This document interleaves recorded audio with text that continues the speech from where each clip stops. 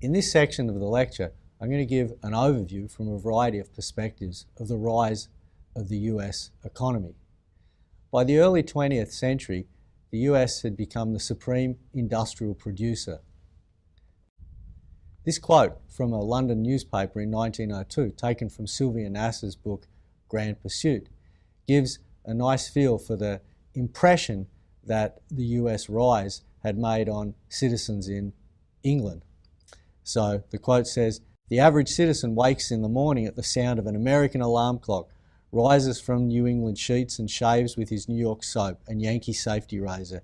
He pulls on a pair of Boston boots over his socks from West Carolina, fastens his Connecticut braces, slips his Waterbury watch into his pocket and sits down to breakfast. Rising from breakfast, the citizen rushes out, catches an electric tram made in New York to Shepherd's Bush, where he gets into a Yankee elevator which takes him to the American-fitted railway car to the city." So at this time, there was a feeling that US industry and its products were all pervasive. This graph shows the evolution of the US share of industrial output from the 18th century through to the mid-20th century. And you can see that the United States, which is shown in blue, starting out sort of with a very small proportion of global industrial output, by the late 19th century, it's becoming a major industrial producer, about 15%.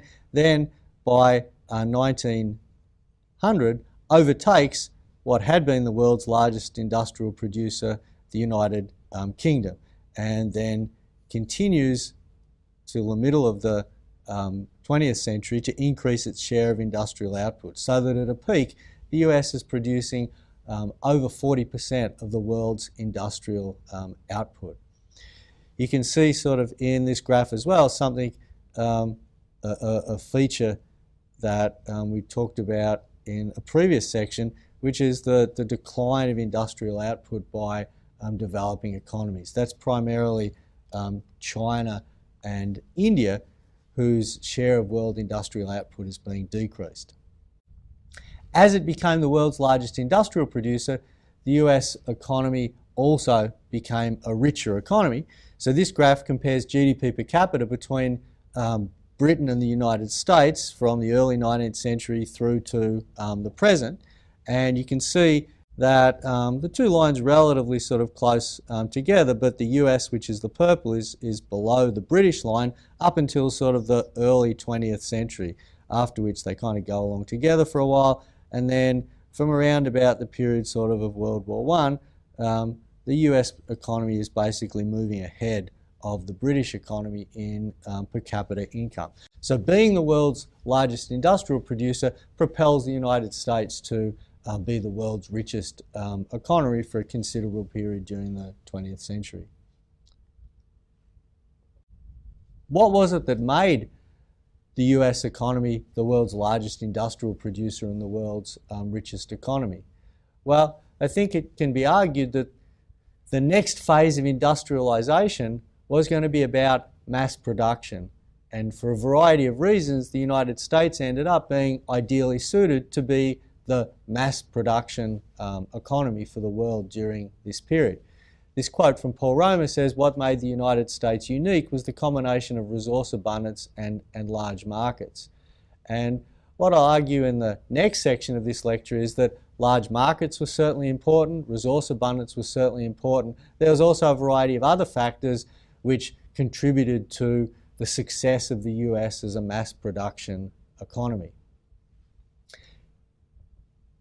If we want to look in a little bit more detail at the way the US economy evolved from the beginning of the 19th century through to the middle of the 20th century, this table, for a variety of sub-periods from the start of the 19th century onwards, begins by describing for those sub-periods the rate of growth per year in gross private domestic product. So this is private sector output. It turns out that if we were to use an overall measure of the economy, private and public, we'd get pretty similar numbers. The reason I've used private here is because it let me divide, the numbers are available to disaggregate that number down to a greater degree. So you can see that basically from the start of the 19th century onwards, US has had relatively, by historical standards, high rates of growth in gross private domestic product, sort of above 3% in every time period, and in some of those periods well above 3% per year. Now, that growth in gross private domestic product is made up, that's the total size of the economy, so that's the size of the private sector in the economy. That can be made up of the population getting bigger and the amount being produced per member of the population getting bigger. And you can see that population and the amount of private sector output per person have sort of followed differing paths during this period. Initially, sort of the big driver of growth in GDP or gross private domestic product was population. So the amount of output per person was increasing, but it was population that was largely driving the growth in the overall size of the economy. But as we move forward to periods closer to the present, the role of population decreases, and the role of increasing output per person grows. So the role of population decreases, the role of gross private domestic product per person increases as time goes on. Now, we can then think about sort of, well, what were the main drivers of the change in each period of the gross private domestic product per person. And so if we look at the sort of period of the 19th century, you can see that the big driver, or a big driver, was the fact that people who were working more hours on average. So there was an increase in the amount of labour input which accounted for a great amount of output per person. And so that explains quite a large proportion of the increase in output per person during that period. The other thing that you can see is that there was a little bit of that explained by the fact that workers were being given more physical capital to work with during this period, and a little bit it was to do with growth in efficiency or total factor productivity. If we then look from the late 19th century on to the present, though, we see that changes in hours of work haven't been a positive. In fact, as we get towards the present, they've actually detracted from the amount of output per person. So people have been working less hours per person, so other things equal, that would have decreased the amount of output per person. But what you can see is that that's been offset by other factors. So the growth in the amount of capital per workers continued to be a positive influence on the amount of output. Improvements in labour quality, which are mainly driven by increasing education attainment, those have been a positive effect on gross private domestic product per person. And then you can see the other thing that's been particularly important is that there's been strong growth in efficiency or total factor productivity in the period from the late 19th century through to the 1960s. So this gives you a feel for the fact that the US has been, in terms of its growth in total size, consistently strongly performing economy from the beginning of the 19th century. Originally, a lot of the growth in the size of the economy was powered by population growth, but as time has gone on, the balance has changed to be increasingly a larger proportion accounted for by growth in the amount of output per person. The growth in output per person, initially that was explained a lot by people working more hours and being given more physical capital to work with, but as time has gone on, the balance of factors that have explained the improvement in output per person has changed, and efficiencies become more important, capital per worker has remained important, labour quality has become important, but the hours per worker have actually decreased. Now, the idea that productivity growth would have been increasing in the period from the late 19th century onwards actually fits in nicely with comparisons between the US and the UK, because we've seen earlier in this section of the lecture that the US overtook the UK and then moved ahead of the UK around about the beginning of the 20th century. And this graph shows a variety of measures of total factor productivity and labour productivity from the early 19th century through to the 1960s. And you can see that sort of in the 19th century, the ratio of US to UK, which is on the vertical axis, was relatively constant. So catch up to the US to the UK during this period was more about applying more capital per worker, applying and workers working more than to do with improvements in productivity between the US relative to the UK. But in the 20th century, the US productivity relative to UK productivity increases, and so you can see that increasing contribution of efficiency to US growth, which was in the last table, feeds into increasing efficiency of the US economy compared to the British economy during the 20th century.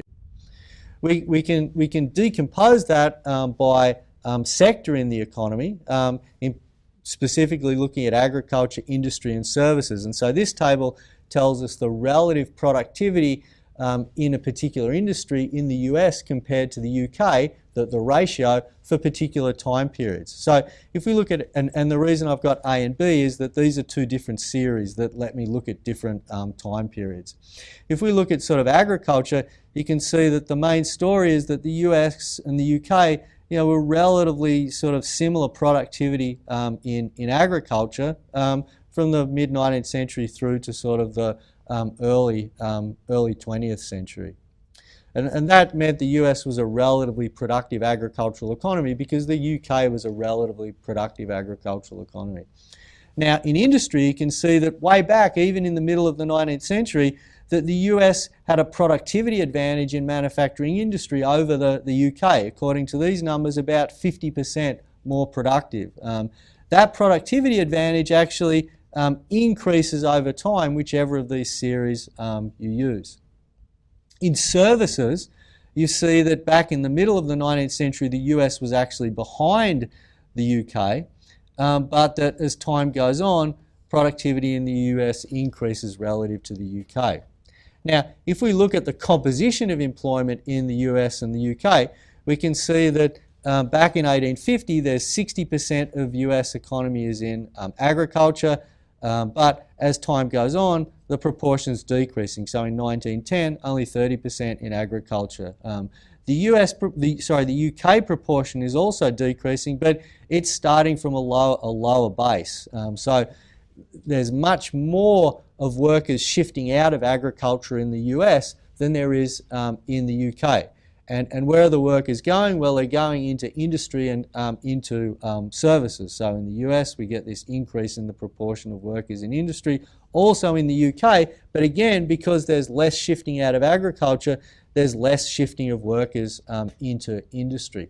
So if we use these two tables that we've just looked at to think about the idea that the US was moving ahead of the UK in productivity in the 20th century, we can see there's two explanations for that.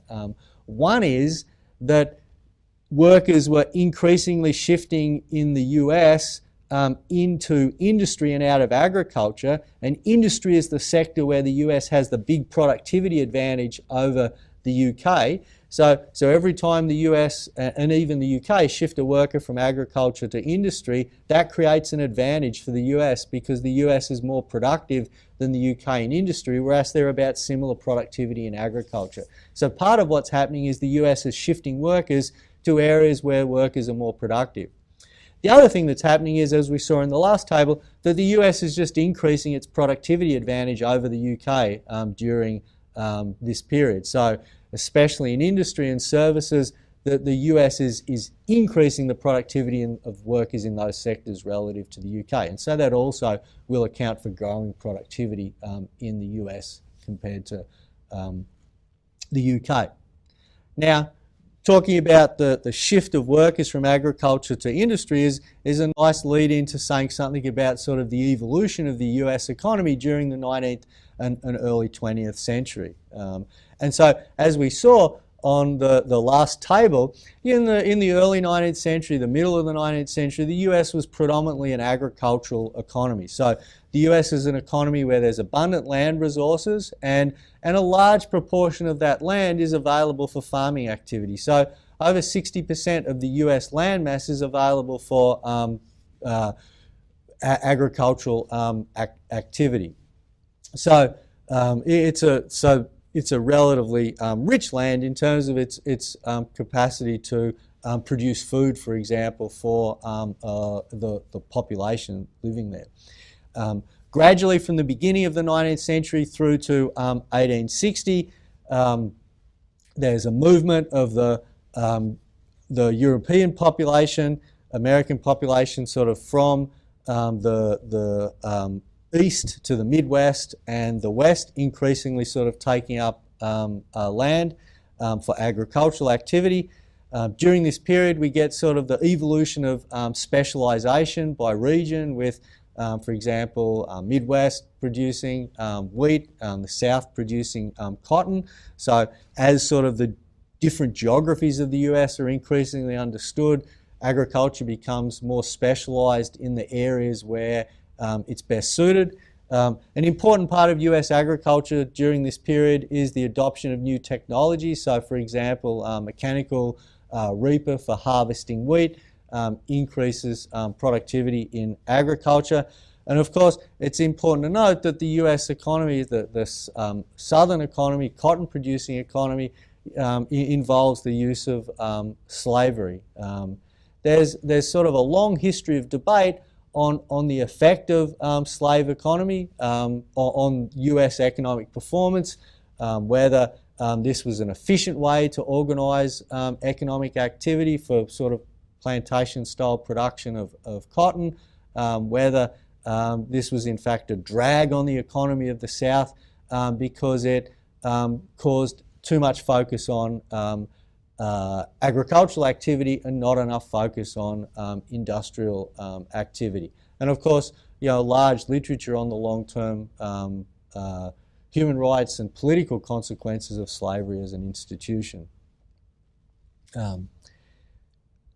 During the 19th century, industry in the US is gradually evolving. So industrialisation happens initially in the northeast, initially sort of highly, the main activity is cotton textile manufacturing, but as time goes on, there's a shift from sort of light to heavy industry, and also a gradual shift from artisanal, sort of small based, less than sort of 4 or 5 employees, to factory-based production with, say, more than 25 employees, and eventually sort of to mass production methods. So there's an evolution from sort of what we might think of as sort of light manufacturing, cotton textiles, to more heavy industry producing iron and steel, motor vehicles, and then eventually in the 20th century as well, electronics and chemical type manufacturing items. This table gives you a bit of a perspective on the rise of the factory sort of, and sort of the early evolution of, as in large-scale production, sort of cotton goods and iron. So in 1850, cotton goods and iron are really the only items that are being, a large proportion of which is being produced in factories with more than 25 employees. But just 20 years later, you can see that there's a much wider variety of activities which are being produced in factories. Of course, not everywhere. Tobacco sort of remained relatively small scale for quite a while. And in some areas like meat packing, there was actually sort of a shift from factories back to smaller scale production during this period.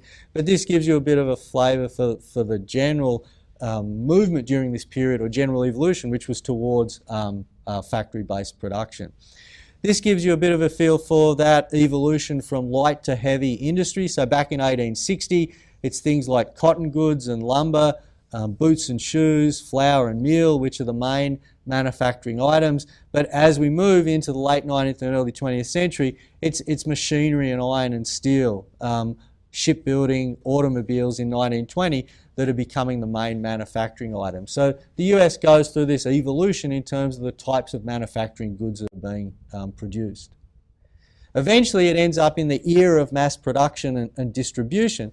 There's several main drivers of why the model ultimately evolves to a model of mass production and distribution. One is technological change in transport and communications means that suppliers of goods can much more cheaply sell items to a larger geographic market, and improved communications mean that there can be communication over longer distances between buyers and sellers.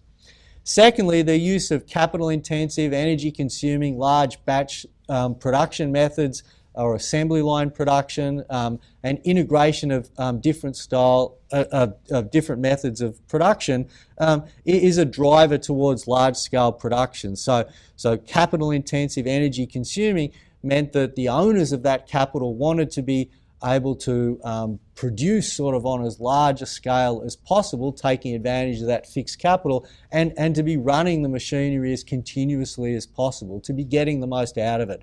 And that really involved large-scale production. So when we talk about sort of assembly line, large batch production during this period, we're talking about things like the meat production, taking carcasses from animals and producing meat for sale from that. We're talking about production of motor vehicles, the Model T Ford, for example. We're talking about combining different stages of steel production. For example, a furnace being combined with the foundry and mill to combine the production of steel with the rolling of steel so that it wasn't having to be sort of heated at different stages of the production process. The other thing that contributes to a mass distribution economy is products that require firms to become involved in distribution. So this is perishable products. This is products where firms actually felt that to sell the product properly, they needed to be involved with the retail distribution of those products. This is about cases where existing distributors couldn't supply the capital that was required to distribute the product. So, for example, tankers for distributing petroleum. It was the manufacturers of the petroleum who needed to produce that capital equipment to distribute. So for a variety of reasons, the fact that suppliers could have access to larger markets, the fact that they had this capital which made them want to produce for larger markets, the fact that for a variety of reasons, they needed to get more involved in distributing as well as producing, meant that in the US in the 20th century, it became the era of mass production and distribution. And we'll say more about that in the next section of the lecture. But the big point is that what this did is it increased firm size and increased the minimum efficient scale of production. What were the consequences of the rise of the US to industrial and economic prominence? Well, I want to point to two. One is a point that I've made more generally before in the first lecture, that there's a nexus between wealth and power. And as Paul Kennedy has written, there is detectable a causal relationship between the shifts which have occurred over time in the general economic and productive balances and the position occupied by individual powers in the international system. So as the US becomes a major industrial and economic power, the influence of the US in world geopolitics increases. And that's something we'll talk about as we move in to talk about the 20th century economy. The other thing is that the US economy is the new leading industrial, market-based capitalist economy. It's the capitalist system writ large. And so the US really becomes the embodiment of the type of good and bad about the capitalist economy that I've talked about in Britain with regard to the Industrial Revolution. And I think that good and bad is really nicely chronicled in a couple of books by the American historian David McCullough. One of those books is his book about the Brooklyn Bridge. The Brooklyn Bridge is the good. The Brooklyn Bridge was an incredible technical achievement for the time when it was opened in 1883.